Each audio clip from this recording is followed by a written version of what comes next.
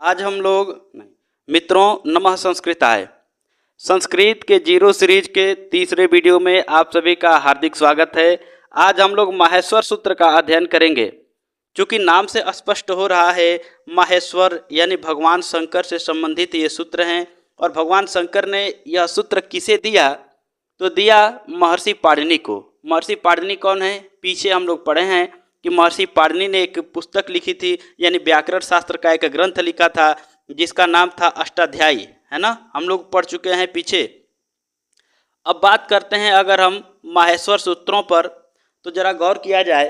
चूँकि क्या हुआ कि एक बार संस्कृत व्याकरण बनाने की दृष्टि से महर्षि पाणिनि ने भगवान शंकर का घोर तपस्या किया, जिससे भगवान शंकर प्रसन्न हुए, शंकर प्रकट हुए और प्रकट होने के बाद यह नृत्य करने लगे। अब याद रखिए, एक शब्द का यूज हम कर रहे हैं नृत्य का और एक शब्द और होता है नृत्य। तो नृत्य नहीं करने लगे, याद रखिएगा। बार बार कई बार कहा जाता है कि नृत्य करने लगे। अरे नृत्य नहीं करने लगे, नृत्य करने लगे भैया। नृत्य क्या होता है समझो। नृत्य होता है जो भाव प्रधान होता है ना। और नृत्य होता है कि जैसे सीधे डांस किए, जैसे ऑर्केस्ट्रा हो गया, है ना, कैसहू नाच रहे हैं, कोई दिक्कत नहीं है, तो यह नृत्य है। लेकिन भगवान शंकर ने नृत्य किया था, जहाँ भी आएगा देखिए नृत्य किया था, नृत्य नहीं किया था। ठीक है। तो समाप्ति के दौरान उन्होंने क्या किया, अपना डमरू निकाला और डमरू निकाल करके 14 बार अपने डमरू को उन्होंने क्या कर दिया, बजा दिया। और जैसे ही 14 बार अपने डमरू को बजाए तो महर्षि पाणिनि जो थे उनको सूत्र बनाने की या व्याकरण बनाने की इतनी तलब लगी थी, या यूँ कहा जाए कि इतनी इच्छा थी कि उनको यह नहीं सुनाई दिया कि यह डमरू बज रहा है।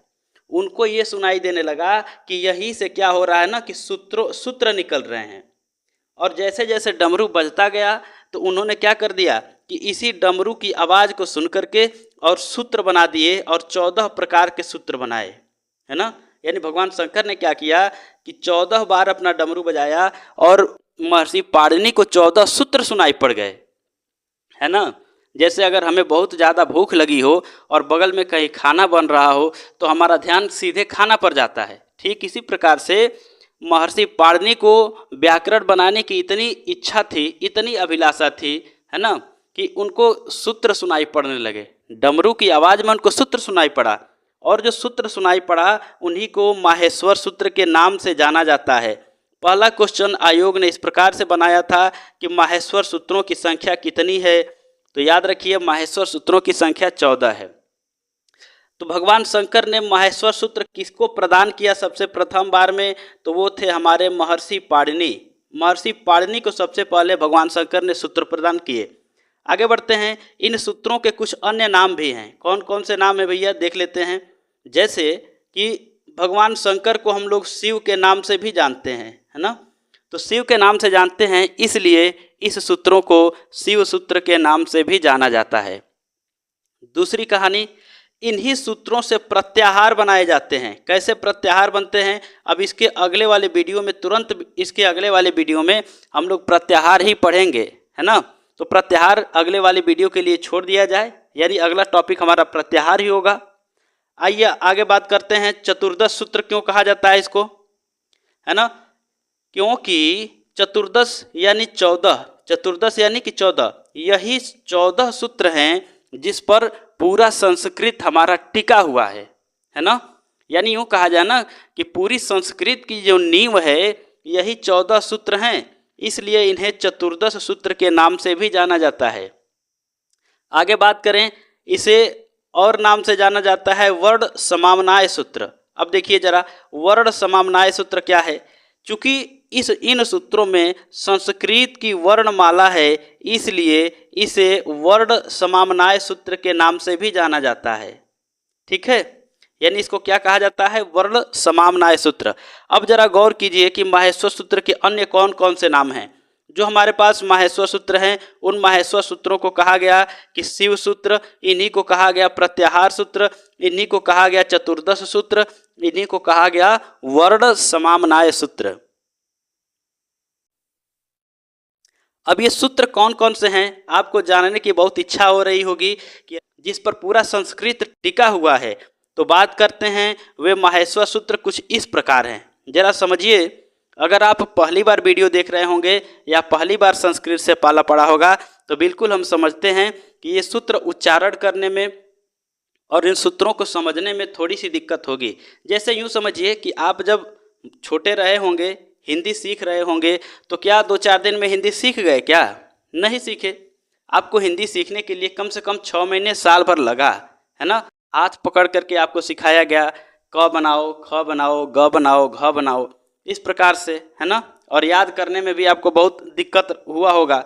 लेकिन जो आपने हिंदी में वर्णमाला याद किया है, सेम वही वर्णमाला थोड़ा सा बदल करके संस्कृत का जो वर्णमाला है वह प्रयोग हुआ है।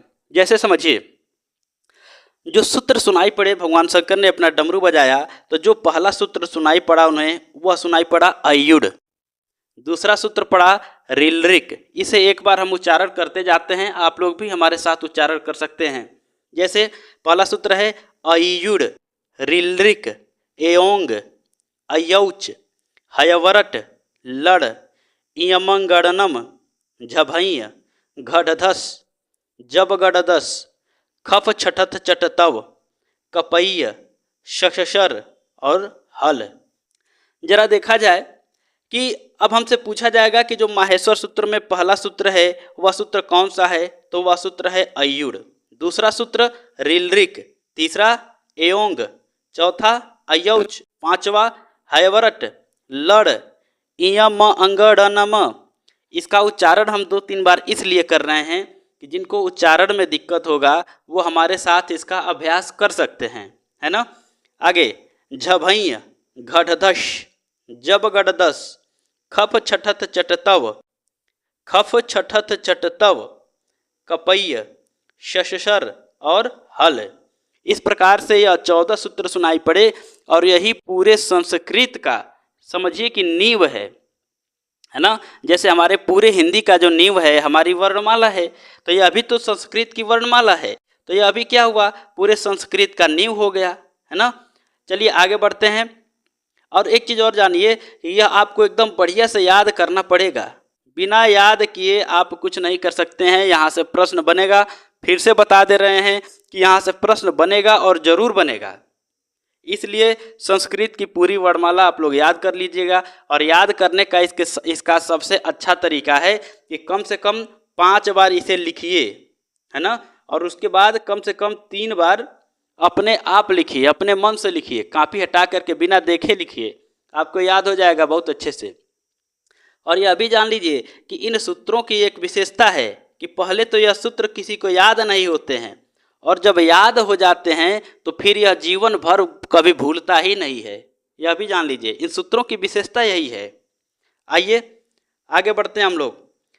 माहेश्वर सूत्रों के विषय में ज्ञातव्य तथ्य, यानी माहेश्वर सूत्र के जो माहेश्वर सूत्र हैं इसमें कौन कौन से ऐसे समझिए कि ज्ञातव्य विषय हैं जिन्हें हमें जानना चाहिए और जो हमारे परीक्षा में पूछा जाता है। देखिए, पहली बात कि माहेश्वर सूत्रों में सबसे पहले क्या है, स्वर है। क्या है, सबसे पहले क्या है, स्वर है। अब देखिए जरा कौन कौन से हमारे स्वर हैं।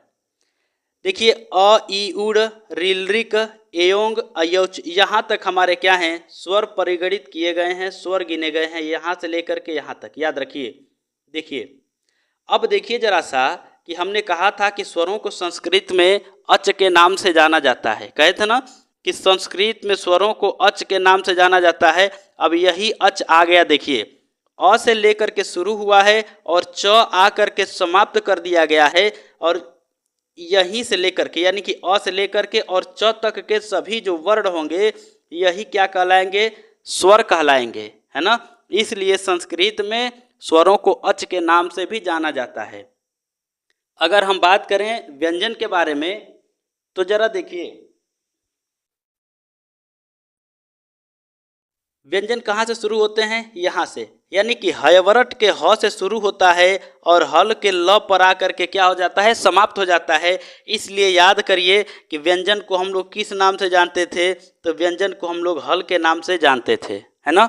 तो स्वर को कहा जाएगा अच और व्यंजन को क्या कहा जाएगा, हल। अब चूंकि देखिए कि जो अभी हम बता रहे हैं कि अच और हल ये दोनों के दोनों एक प्रत्याहार हैं, और इसके अगले वाले वीडियो में हम लोग प्रत्याहार भी पढ़ेंगे। ठीक है, तो एक होता है अच और एक होता है हल। ठीक, जैसे देखिए समझिए जरा सा कि अच जो शब्द अच आया हुआ है, तो अच मतलब कि अ से शुरू होगा और च आ करके समाप्त हो जाएगा। ठीक है, अब एक चीज और जानिए कि जो जो ये अंतिम अंतिम वाले वर्ड हैं जिसमें हल लगाया गया है, ये सभी वर्ड क्या हो जाएंगे, गिने नहीं जाएंगे। अब आप कहेंगे जब गिने नहीं जाएंगे तो आए क्यों हैं, निकाल के फेंक दें, है ना। लेकिन लेकिन समझिए ऐसा नहीं है कि इसको निकाला जा सकता है, चूंकि प्रत्याहार बनाने के लिए इन सूत्रों की या इन वर्णों की बहुत ज़रूरत पड़ती है। जैसे समझिए प्रत्याहार मीन्स क्या होता है ना कि संक्षेपीकरण, संक्षेप में कर देना। जैसे आप जब 9, 10, 11, 12 में आप पढ़ रहे होंगे, तो जैसे हमारे पास एक यहाँ से लेकर के और यहाँ तक का पैराग्राफ दिया है और इसका हमें संदर्भ, प्रसंग और व्याख्या लिखना है, तो हम शुरू के क्या करते थे, एक दो वर्ड लिखते थे और अंतिम के एक दो वर्ड और बीच बीच में इसे डॉट डॉट डॉट डॉट करके और उसका संदर्भ, प्रसंग और व्याख्या लिखते थे। ठीक इसी प्रकार से यहाँ अगर हमें अ से लेकर के, यहाँ से लेकर के और यहाँ तक के वर्णों को गिनना है ना, तो क्या करेंगे, शुरू तो करेंगे कहाँ से, अ से शुरू करेंगे, तो यह हो जाएगा हमारा अ। ठीक, और यहाँ तक आना है तो इसका इत संज्ञक वर्ड हमेशा लेंगे, अंतिम वाला वर्ड ही हमेशा लेंगे। ऐसा नहीं है कि औ तक आकर ले ले, ए तक ले लें, ऐसा नहीं है। कहाँ तक लेंगे, अंतिम वाले तक लेंगे, तो अंतिम वाले तक लेंगे तो अंतिम वाला हमारा च है। और इस प्रकार एक हमारा प्रत्याहार बन गया अच, और अच प्रत्याहार में किसको गिना गया है, स्वरों को कि व्यंजनों को, तो बिल्कुल अच प्रत्याहार में स्वरों को गिना गया है। ठीक है, आगे बढ़ते हैं। तो अब देखिए क्या क्या है ज्ञातव्य तथ्य जो पूछा जा सकता है। सबसे पहले क्या आया हुआ है माहेश्वर सूत्रों में, तो सबसे पहले स्वर आया हुआ है, यहाँ से आप देख सकते हैं यहाँ से यहाँ तक। और शुरू के कितने सूत्रों में स्वर है यह भी पूछा जा सकता है, तो शुरू के 4 सूत्रों में स्वर है और बाकी कितने बचे, 10, तो 10 सूत्रों में क्या है, खाली व्यंजन पड़े हैं। ठीक ना, आगे बढ़ते हैं हम लोग। दूसरा तथ्य है कि उसके बाद अंतस्थ वर्ण य व र है। अब जरा सुनिए कि सबसे पहले स्वर आए, स्वर के बाद अंतस्थ व्यंजन आए, अंतस्थ व्यंजन के बाद क्या हुए, वर्गों के 5वें वर्ण आए। अब ये वर्गों के 5वें वर्ण कौन है, जैसे समझिए, जैसे हम चलते हैं ना कि क, ख, ग, घ और ङ। ठीक है, तो ये हमारे 5वां वर्ण है ना, और ङ के नीचे जो आएगा ट, ठ, ड, ढ, ड़, तो ये समझिए अंग, ड़, इय, म, ये जो 5 हमारे क्या है ना कि पंचम वर्ण है प्रत्येक वर्गों का, यह उसके बाद आया हुआ है। यानी सबसे पहले स्वर, उसके बाद अंतस्थ वर्ण, अंतस्थ वर्ण के बाद पंचम वर्ण, और पंचम वर्ण के बाद चतुर्थ वर्ण यानी चौथे वाले वर्ण, फिर से तीसरे वाले वर्ण, फिर से दूसरे वाले वर्ण, फिर प्रथम वाले वर्ण, और एकदम अंत में स, स और ह, ये 4 उष्म वर्ण आए हुए हैं। तो माहेश्वर सूत्रों में याद रखिएगा ऐसा प्रश्न पूछा जा सकता है कि सबसे पहले किसकी गणना हुई है, सबसे पहले स्वरों की गणना हुई है, इसके बाद अंतस्थ व्यंजन की गणना हुई है, फिर इसके बाद पंचम वर्णों की गणना हुई है, फिर चतुर्थ वर्ण, तृतीय वर्ण, द्वितीय वर्ण, प्रथम वर्ण, और सबसे अंत में स और ह की गणना की गई है माहेश्वर सूत्रों में। ठीक है, आगे बढ़ते हैं कि इसमें कुछ ऐसे वर्ण हैं जो 2-2 बार आए हुए हैं। जैसे समझिए यहाँ से युड़ में जो ड़ है यह एक बार यहाँ आया हुआ है, और लड़ में जो ड़ है यह एक बार यहाँ आया हुआ है। तो कहने का तात्पर्य क्या है कि ऐसे कुछ वर्ण हैं जो 2-2 बार आए हुए हैं, है ना। तो देखिए पूछा जा सकता है। अब देखिए चूंकि यह जो अंतिम वाला वर्ण है ना, इसको हम लोग इत संज्ञक वर्ण के नाम से जानते हैं, इसको कहा जाता है इत संज्ञक वर्ण, है ना। तो पूछा जाएगा क्वेश्चन कि बताइए कि माहेश्वर सूत्र में कौन सा इत संज्ञक वर्ण 2 बार आया हुआ है। तो देखिए बिल्कुल ये जो ड़ है इत संज्ञक वर्ण यह 2 बार आया हुआ है। फिर से एक और हमें दिखाई दे रहा है जो 2 बार आया हुआ है, कौन, देखिए एक हल में ह आया हुआ है और एक हयवरट में ह आया हुआ है ना। तो देखिए और ऐसे पूछा जाए कि माहेश्वर सूत्र में कौन से वर्ण की 2 बार गणना की गई है, तो बिल्कुल माहेश्वर सूत्र में ह वर्ण की 2 बार गणना की गई है। ठीक है, अब देखिए जरा सा अब कुछ लोगों को यह भी दिखाई दे रहा होगा कि अगर बात यह है तो यहाँ से देखिए रिलरिक में भी क आया हुआ है और इसके बाद कपय में भी क आया हुआ है। ठीक है, बिल्कुल बिल्कुल आपका ये जो क्या होता है कि जो कन्फ्यूजन है बिल्कुल जायज़ है कि रिलरिक में भी क आया हुआ है और कपय में भी क आया हुआ है। क्योंकि देखिए यह अभी बताया कि जितने भी अंतिम अंतिम के वर्ड हैं ये सभी अंतिम अंतिम के वर्ड क्या हैं, इत संज्ञक हैं। और ये जो क क्या है यह इत संज्ञक नहीं है, यह हमारे पास शुद्ध एकदम व्यंजन है। तो इसलिए यह 2 बार नहीं आया हुआ है, दोनों की प्रकृति अलग है। आया तो 2 बार है ही, लेकिन दोनों की प्रकृति अलग है, तो ऐसा नहीं कहा जा सकता है कि क 2 बार आया हुआ है। ठीक है, क्योंकि इसकी तो गणना हम लोग करेंगे नहीं, इसकी केवल गणना करेंगे तो एक ही बार आया। ठीक इसी प्रकार से और भी वर्ड हमारे होंगे जो 2 बार दिखाई देंगे। कौन कौन, जैसे समझिए एक ल आया हुआ है हल में और एक ल आया हुआ है हमारा कहाँ आया हुआ है, रिलरिक में नहीं, रिलरिक में नहीं, लड़ में। देखिए तो 2 हल आया हुआ है ना, ल जो है 2 बार आया हुआ है। तो चूंकि देखिए यहाँ पर क्या है, इत संज्ञक है, तो इत संज्ञक अगर है तो इत संज्ञक को हम लोग गिनेंगे नहीं। और यहाँ पर जो ल आया हुआ है यह शुद्ध रूप में हमारा क्या है, तो हमारा व्यंजन है, तो इससे केवल इसी को गिनेंगे, है ना। आइए तो यहाँ से याद रखिए कि 2 वर्णों की केवल आवृत्ति हुई है। कौन, अगर वर्ण पूछे कि कितने वर्णों की आवृत्ति हुई है तो केवल ह की आवृत्ति हुई है। अगर ऐसे पूछे कि कौन सा इत संज्ञक वर्ण है जिसकी आवृत्ति हुई है तो ड इत संज्ञक वर्ण है जिसकी आवृत्ति हुई है। और ऐसा पूछे कि कुल मिलाकर कितने वर्णों की आवृत्ति हुई है तो ह और ड़ यह दोनों वर्ण हम क्या करेंगे, लगाएंगे, यानी 2 वर्ण लगाएंगे। यानी क्या हुआ है ना कि ह का भी आवृत्ति हुआ है और ड़ का भी आवृत्ति हुआ है।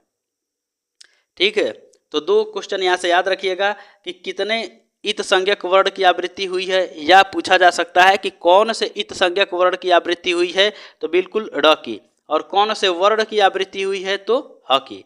बस यह 2 चीज यहाँ से पूछा जा सकता है। आगे बढ़ते हैं हम लोग। हाँ, अब बात करते हैं कि जो ह आया हुआ है यह 2 बार क्यों आया हुआ है। ठीक है, अब समझिए कि जब हम लोग प्रत्याहार बनाएंगे तो एक प्रत्याहार हमारा अट बनेगा और एक प्रत्याहार हमारा शल बनेगा। और इन्हीं दोनों प्रत्याहारों को बनाने के लिए, इनकी गणना करने के लिए, इसको व्यवस्थित रूप प्रदान करने के लिए क्या कर दिया गया है कि ह वर्ण 2 बार ले लिया गया है। ठीक है, यानी अट और शल प्रत्याहार बनाने के लिए क्या किया गया, ह वर्ण 2 बार लिया गया है। और इस प्रकार का प्रश्न इंटरव्यू में बहुत पूछा जाता है कि हकार के माहेश्वर सूत्रों में ह की 2 बार गणना क्यों की गई है। तो इसका उत्तर यही होगा कि अट और शल प्रत्याहार बनाने के लिए क्या कर दिया गया कि माहेश्वर सूत्रों में इसकी गणना कर ली गई है। आइए बात करते हैं कि माहेश्वर सूत्रों में ड़ इत संज्ञक वर्ण 2 बार आया हुआ है, एक बार अयुड़ में और दूसरी बार लड़ में। ये तो हम लोग पढ़ चुके हैं। आइए अब जैसे समझते हैं कि जो अभी हम बता रहे थे कि अंतिम अंतिम वाला जो वर्ण है उसका लोप हो जाता है, किस प्रकार से होता है। जैसे हमने कहा अयुड़, पहला सूत्र लिखते हैं अयुड़।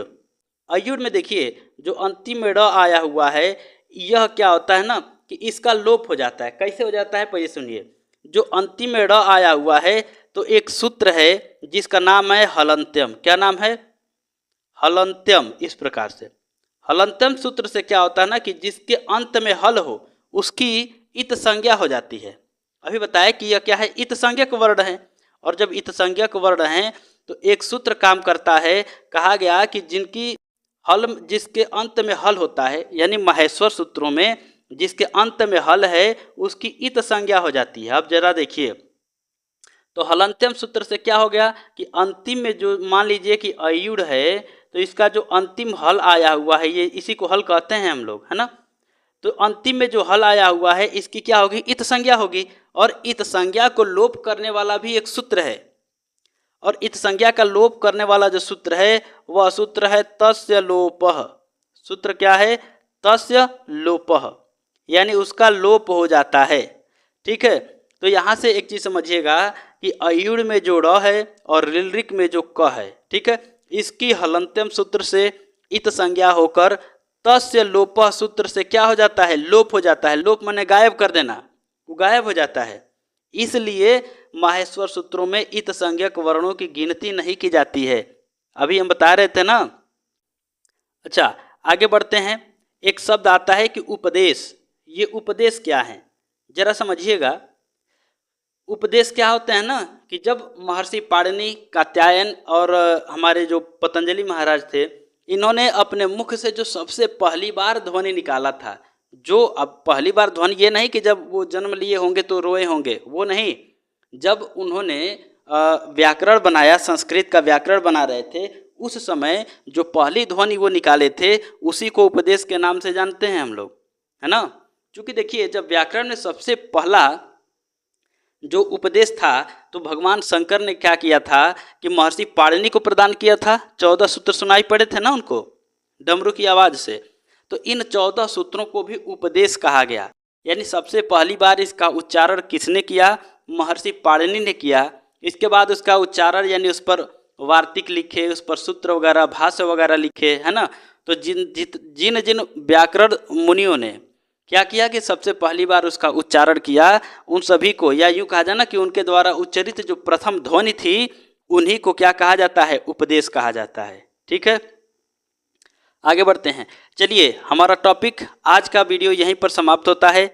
हम अगले वीडियो में प्रत्याहार पढ़ेंगे, कितने प्रकार के प्रत्याहार बनते हैं और प्रत्याहार से प्रश्न पूछे जाते हैं, बिल्कुल। और प्रत्याहार समझने के लिए हमें क्या करना पड़ेगा, माहेश्वर सूत्र एकदम अच्छे से रट करके आना पड़ेगा।